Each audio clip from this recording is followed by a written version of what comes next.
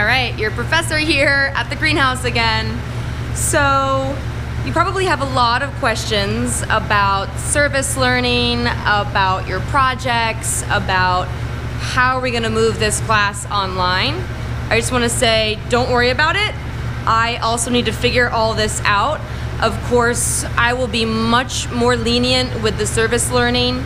For those of you who have already received a lot of hours, earned rather, a lot of hours, kudos, that's great. You will get extra credit if you are able to get to the 20 or 22 hours that were expected for the 100% grade. If you have not gained a lot of hours thus far, unfortunately, a lot of the in-person opportunities are being canceled. Now, I do have some remote tasks, but not enough for all the service learners and all of my interns that I have. So I will be much more lenient in grading the number of hours you're able to receive. Probably like if you can get 5 hours, if you have none so far, that's realistic with the situation and having to earn hours online through our remote options. So don't worry about that. I will grade that on a case-by-case basis.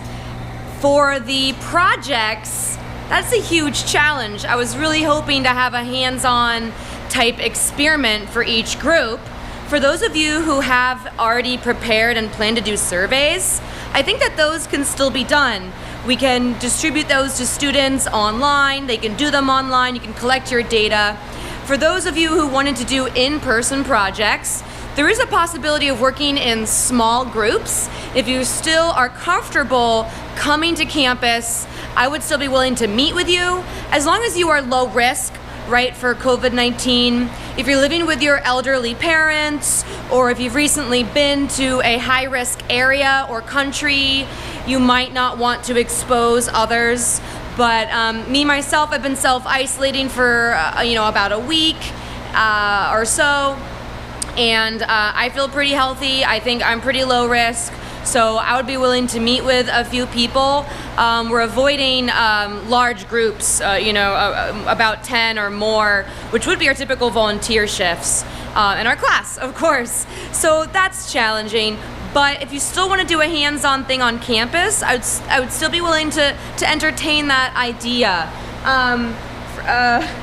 For one of you who's doing the aphids, there's definitely aphids on our lettuce here. So if you wanted to come to the greenhouse with one of my staff, I think I'm gonna have to start working in small groups to get all the work done here at the greenhouse. So you could come by and count the insects. I think I'm gonna have to open up just small groups in either next week or the following week once everything settles down.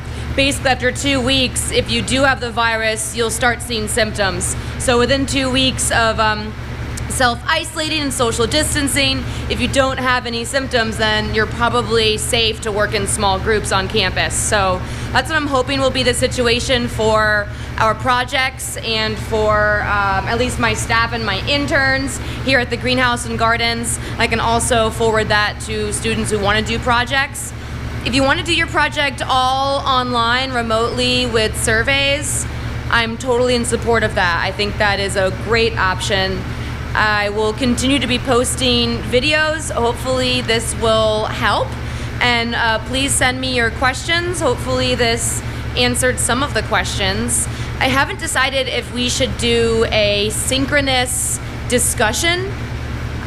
For me at home, my internet connection and service is really challenging. I live way out in the country, so the connection's very poor. So I don't think I can handle hosting a synchronous meeting. For example, during our class time next week, Friday, at 10:30 a.m. on March 27th, we could all go online and try to go, use videos or voice recording to discuss our reading and our topic, which I'm really excited about. And I had I was going to do a Socratic seminar with you all where I don't say anything and all the students are able to talk about it. It's a really interesting topic on the social and political activism, as well as having to do with capitalism and nature. So maybe I might just have to do a discussion post. I'll try to have one thread so that when you read everyone's discussion post, it's all on one page. Hopefully that'll be easier. And I want to encourage those who are comfortable to do voice recording or video to make it seem more in person.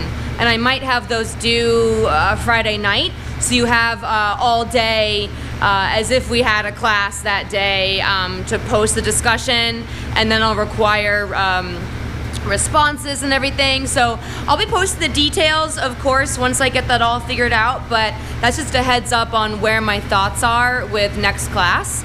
It's going to be discussion, and then I'll hopefully have a video of the garden tour, and I might have a little activity around finding plants in your neighborhood or in your yard if you have one, to try and encourage a little bit more of a hands-on aspect of the tour that will be missed on campus. So thanks for watching, and hopefully I will see you online.